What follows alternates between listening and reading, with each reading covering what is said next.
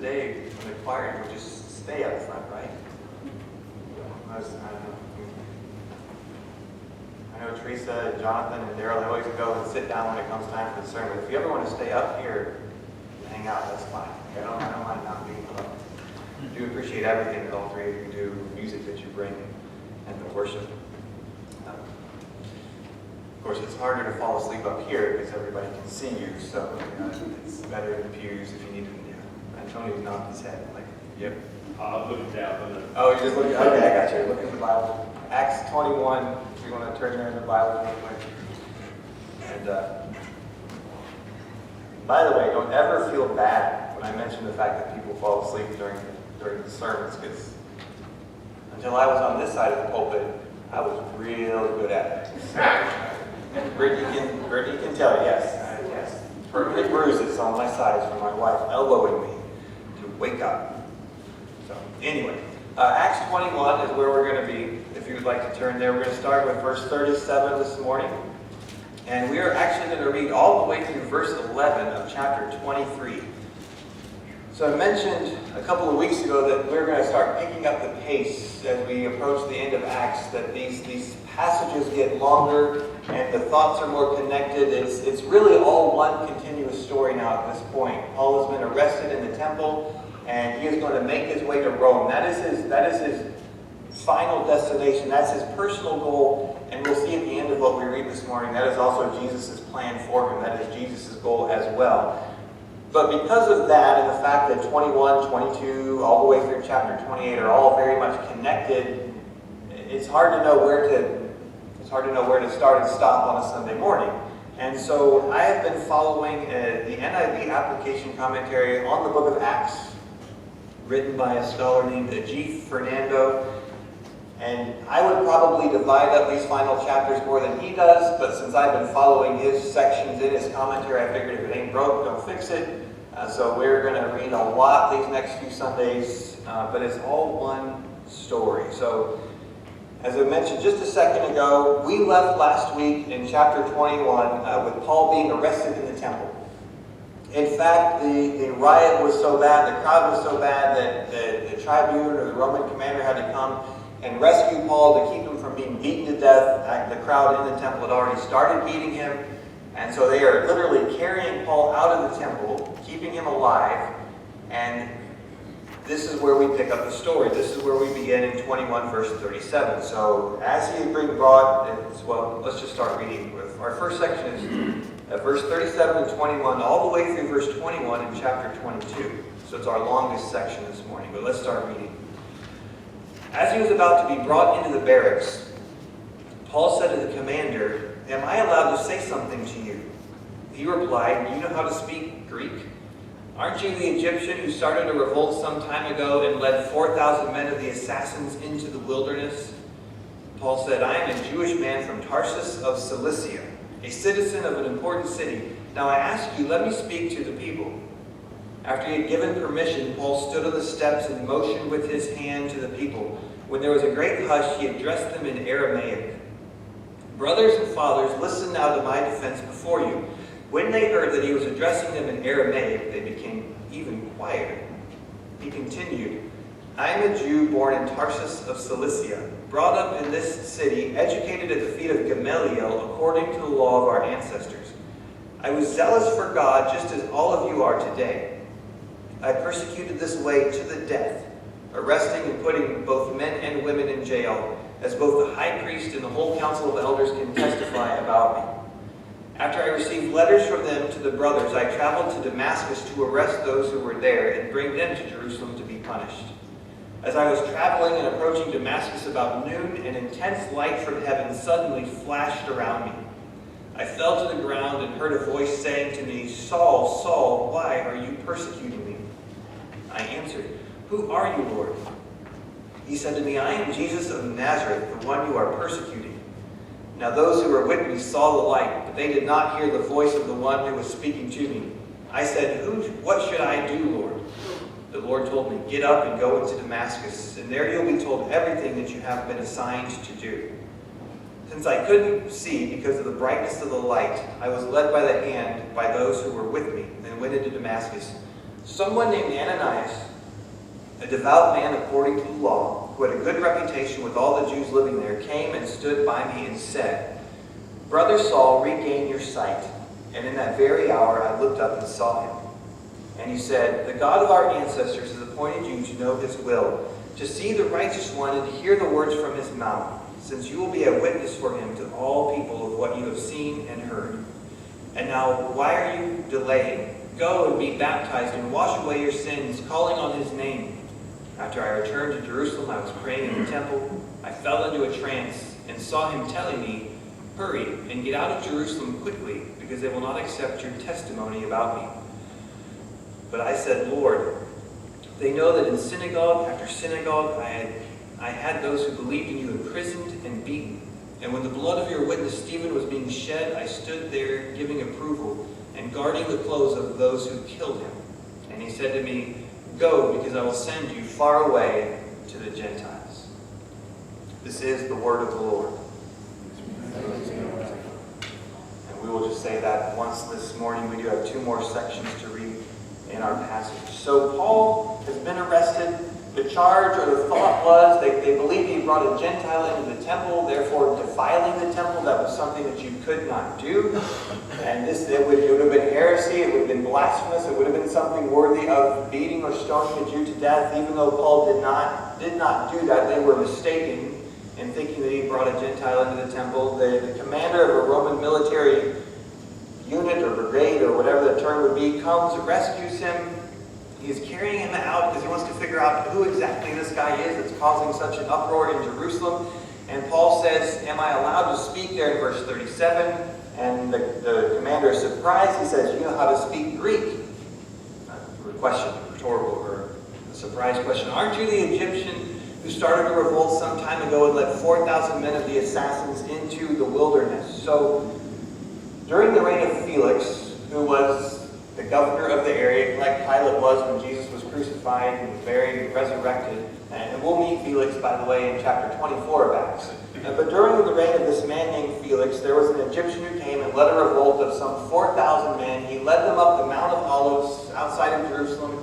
He was pursued by the Roman military, and they killed 400 of them before the rest of them dispersed. And the Egyptian who was leading the revolt disappeared. He wasn't one of those killed in the battle. And so this commander thinks that this Paul, he might be the same guy. He might be this Egyptian who had caused these problems in the recent memory, in the recent past.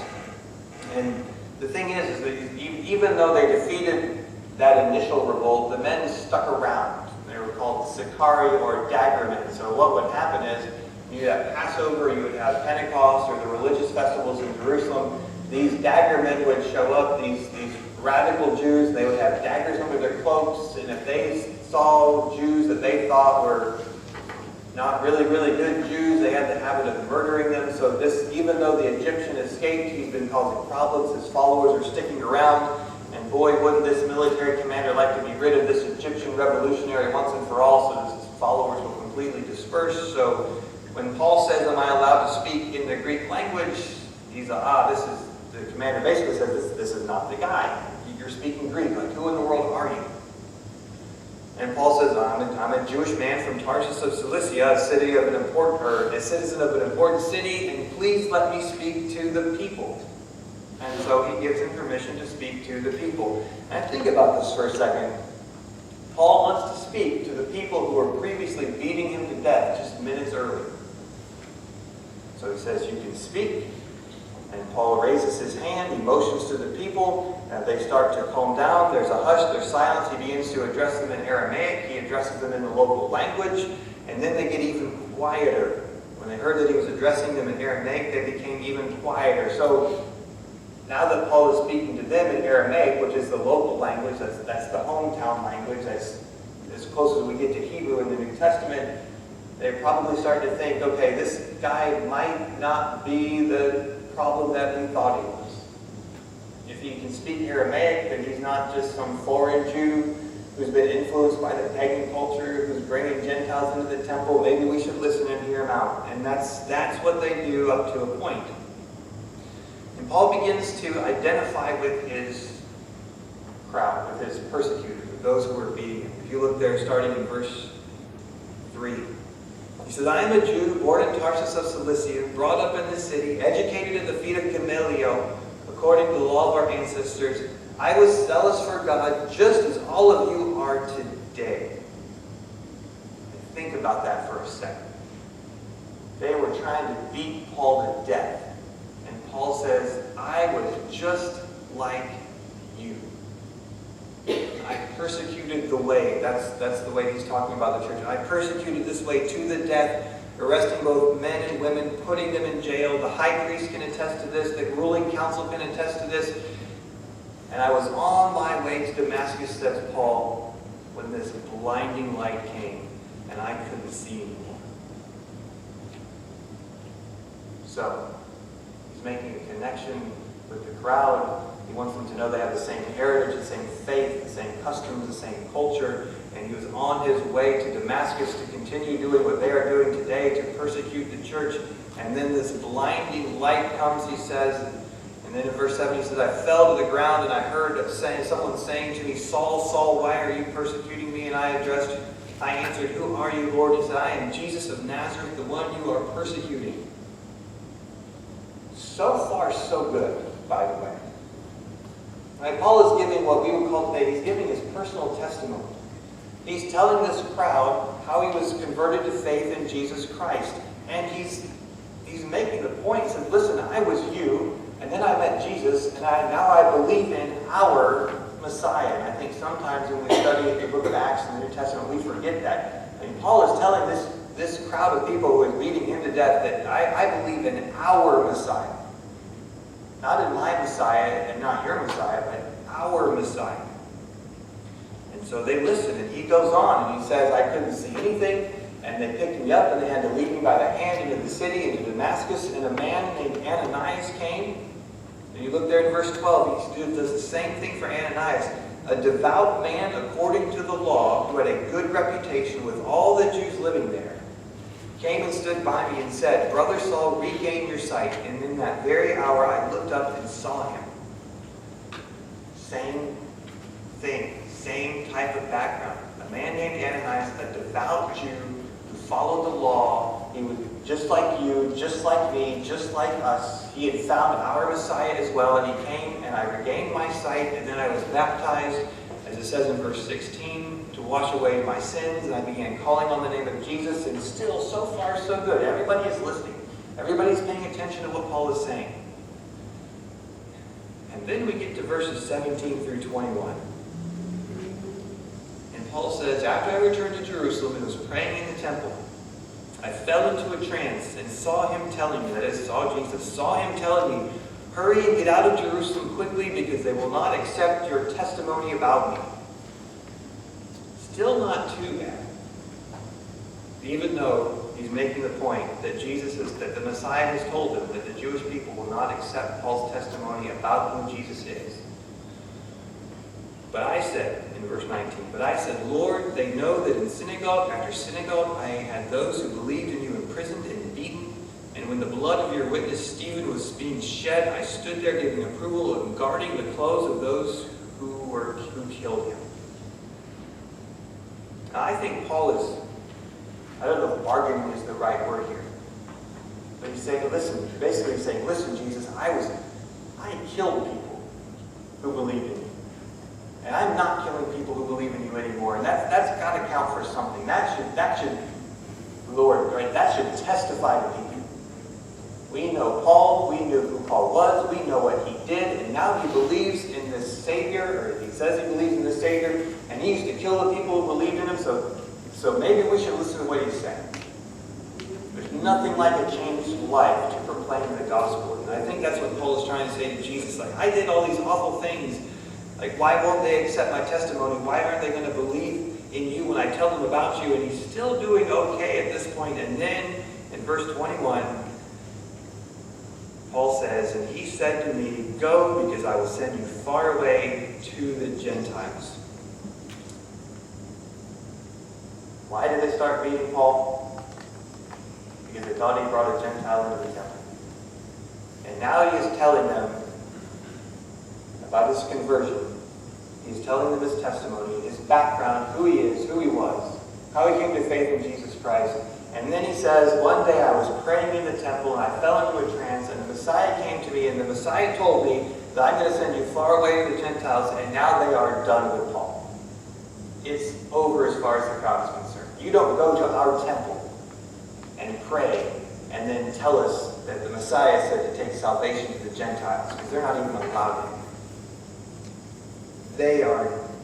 It's over as far as they're concerned. You look there, verse 22. They lifted him up to this point. They raised their voices, shouting, "Wipe this man off the face of the earth. He should not be allowed to live." As they were yelling and flinging aside their garments and throwing dust in the air, the commander ordered him to be brought back into the barracks. And you just kind of wonder sometimes, don't you? You know, Paul, if you had just left that last little part out, you were doing so well. You had them. You were almost there. If you could have assumed they're on a need-to-know basis and they don't need to know yet about the fact that God is going to extend salvation to the Gentiles, you'd have had a much better day. But here's the thing about sharing Jesus with people. You can't leave out any part of the truth. You can't. You've got to share the full truth. And at some point, people are going to believe, but it's not up to you how they respond, but you've got to share the whole truth. And Paul is sharing the whole truth of his life and his ministry and his calling. And they don't want to hear it. They've decided again that you should not be allowed to live, so they're back, as far as the crowd is concerned, they are back to square one. They're trying to beat Paul to death in the first place, and that's what they want to do now. And they're flinging aside their garments. And I don't know if irony is the right word, but what was Paul doing when they were stoning Stephen to death? He was watching over their garments, so they want to do the same thing to Paul that they did to Stephen when he was on their side. And then let's read through verse 29 in chapter 2 as the commander comes back. It says, well, verse 24, starting there. The commander ordered him to be brought into the barracks, directing that he should be interrogated with the scourge to discover the reason they were shouting against him like this. As they stretched him out for the lash, Paul said to the centurion standing by, "Is it legal for you to scourge a man who is a Roman citizen and is uncondemned?" When the centurion heard this, he went and reported to the commander, saying, "What are you going to do? For this man is a Roman citizen." The commander came and said to him, "Tell me, are you a Roman citizen?" "Yes," he said. The commander replied, I bought the citizenship for a large amount of money. "But I was born a citizen," Paul said. So those who were about to examine him withdrew from him immediately. The commander too was alarmed when he realized that Paul was a Roman citizen and he had been bound. I said, well, that's kind of a funny conversation between this commander and between Paul. What in the world is going on? So what's going on is this. And I think that this is Paul at his most shrewd, at his most intelligent, making the most of his Roman citizenship, because he lets them bind him and stretch him out. The commander has decided the only way to figure out exactly who this man is to torture him. And so they're going to scourge him. That would have been with a Roman whip, would have had several leather thongs on the end of it. On the end of each of those leather thongs would have been bits of bone or rock or metal, and they are basically going to tear him to shreds. Being scourged with a Roman whip could have left you disabled or eventually die from the exposure and from the infections and everything else. He's been stretched out, so he's either been raised up off the ground so that his back is exposed, or he's been bent over a table or something and been tied up so that his back is exposed. And it's at that point, and you might think, man, I wouldn't let it get that far. You might want to mention that citizenship long before you're at this point, Paul, because what if that guy doesn't hear you ask the question, is it legal for you to scourge a man who is a Roman citizen and being uncondemned? Because it's a rhetorical question, by the way. It's not legal for them to scourge a Roman citizen who has been uncondemned. In fact, just the fact that they have tied him up and stretched him out, these soldiers are subject to punishment. They can't even go that far. Every Roman citizen was required to be given due legal process for any crime that they've been accused of or may not have committed. And so here's the deal. Paul's got these guys right where he wants them, because they know if Paul says anything, they are in trouble. You remember we've talked about as we've gone through the book of Acts that soldiers who had prisoners under their care, if the prisoners escaped, The soldiers were put in their place. Whatever penalty the prisoners were going to face, that's what would go to the soldiers. So you could just guess, if you scourged a Roman citizen who had not been given a trial, then that's going to be you stretched out next time as a Roman soldier. So Paul has them right where he wants them. They realize, or they've been told, that he's a Roman citizen. The centurion who's about to scourge him goes running to the commander and basically says to him, "What in the world are you doing? Did you know this is a Roman citizen?" The commander comes running in and he says, "Are you really a Roman citizen?" And Paul says, "Yes, I am." And then the commander says something that seems strange to us. "I bought this citizenship for a large amount of money." You could become a Roman citizen in a number of different ways. You could purchase the citizenship, which would cost sometimes up to a year's salary. You or your family member could do something wonderful for the Roman Empire. You could be awarded a Roman citizenship. You could bribe somebody to become a Roman citizen, which would also mean that you were paying a large sum of money. So when Paul says, "I was born a citizen," he's basically telling the commander, like, I'm on the A-team Roman citizenship track, and since you had to buy your Roman citizenship, you're on the B-team track. So my citizenship is better than your citizenship, plus you bound me, plus you're getting ready to scourge me. So now he has a Roman military commander who is very much on Paul's side. And he's going to make sure that nothing bad happens to Paul until somebody higher up than him can take charge of Paul and can take him off of his hands, and he can be rid of this problem that he has created for himself. In fact, that's exactly what he does. Let's read our last section this morning.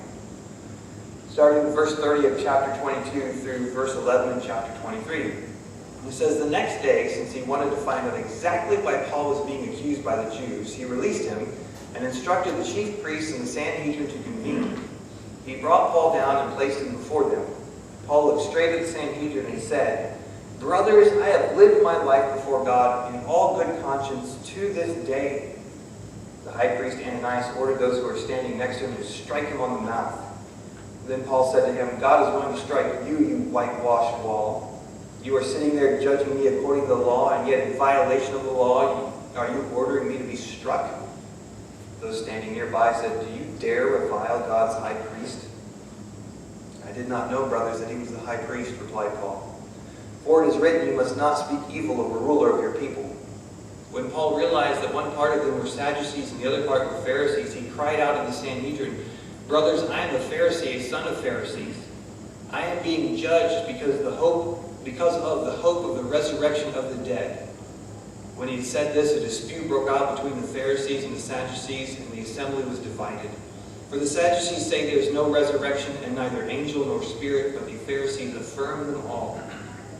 The shouting grew loud, and some of the scribes of the Pharisees' party got up and argued vehemently, 'We find nothing evil in this man.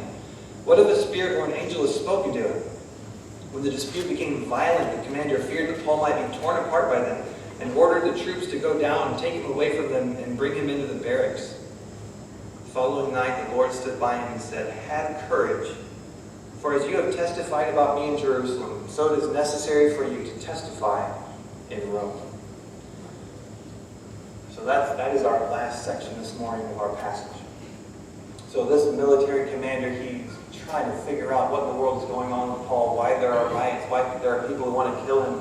And he realizes or he understands that this is a religious issue, and so he brings Paul before the Sanhedrin. The commander asks the ruling religious authorities in Jerusalem to get together to examine this man, and he brings Paul in before them. And Paul looks straight at them and he says, "Brothers, I have lived my life before God in all good conscience to this day." At which time the high priest orders one of his council or one of the Sanhedrin to strike him on the mouth, and Paul responds, "God is going to strike you, you whitewashed wall." Now you want to talk about an example from the Bible where you respect the office and not the man? This is it.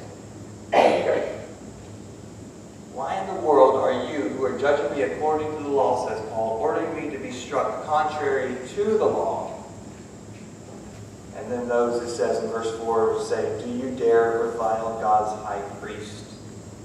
Now this Ananias, this particular Ananias, the high priest, the historical records outside of the Bible show that he was greedy, that he was corrupt, and we've already seen that he was violent.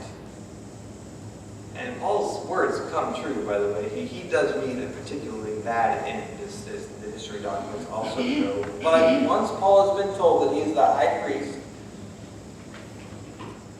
Paul acquiesces. He tones down his language, as it says there in verse 5. It is written, you must not speak evil of a ruler of your people.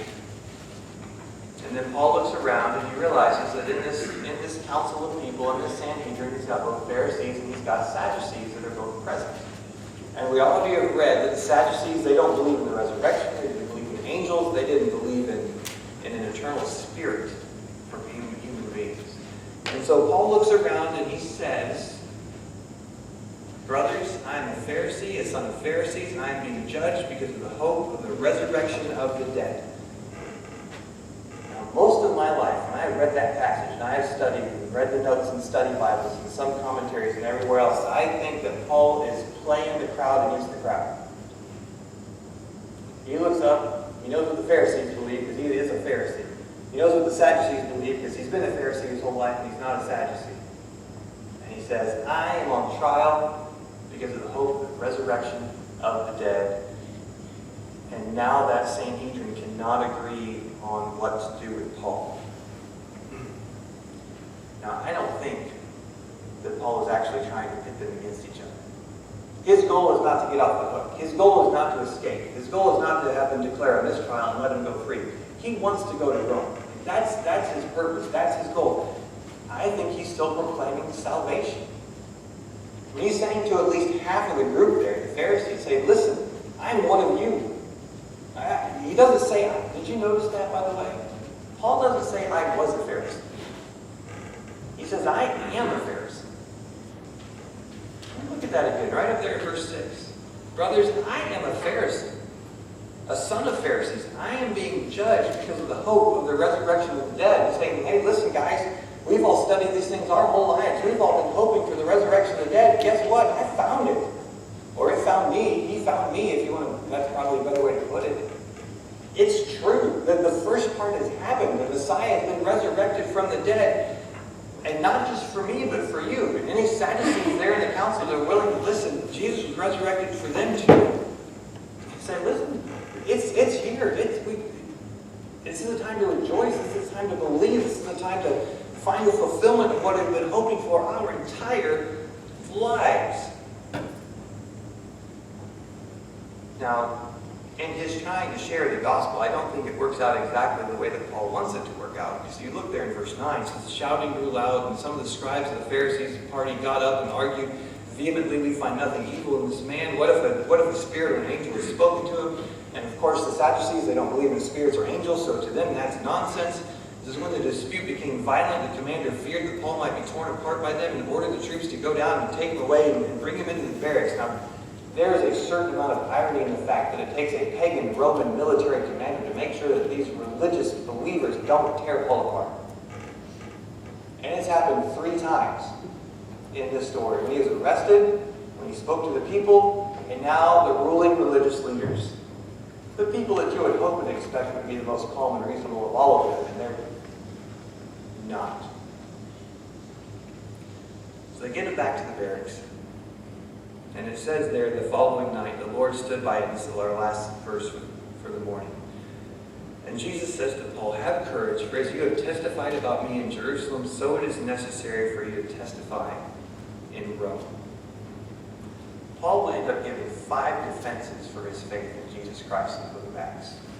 And each time he's able to tailor his personal testimony to the audience that he's speaking to. But I think this morning, as we read this story, which is part of our church family heritage, the question and the challenge that comes to me is, could you give your personal testimony? Because that's what Paul's doing. He's talking about how he's converted to faith in Jesus, and then what Jesus called him to do as a minister of the gospel. Any one of us could be called upon to do that at any moment. And the question is, could you do that? If you go out to lunch this morning after church, and your waitress comes by, or waiter, and they bring you your food, and you happen to mention the fact that you went to church, and they say, well, that's really interesting. Why do you believe in Jesus? Could you give your personal testimony in that moment? Or would it take a few minutes to try to think about it, get the details and think it through? It's not a bad idea, by the way, to write it down. I've had to do that a couple of times, whether applying for school or going to school or for a class, to write down your personal testimony. I grew up in church. One year at Vacation Bible School, they gave the altar call, or that's when I believed, or I was at youth camp, or it was the worship on an evening around the campfire, or whatever it was, or it wasn't until I was older and I was in college. And each one of us has a personal testimony. Each one of us has a story of faith in Jesus Christ, and we have to be ready to share it. Are you ready to share it? Particularly your conversion. How you went from a non-believer to a believer. And then the second is this. It's conversion and calling. Remember, Paul didn't stop at just telling the crowd how he came to faith in Jesus. He continued on, and even though it got him in trouble, let them know that his calling was to take salvation to the Gentiles. Each of us has both. Conversion and calling.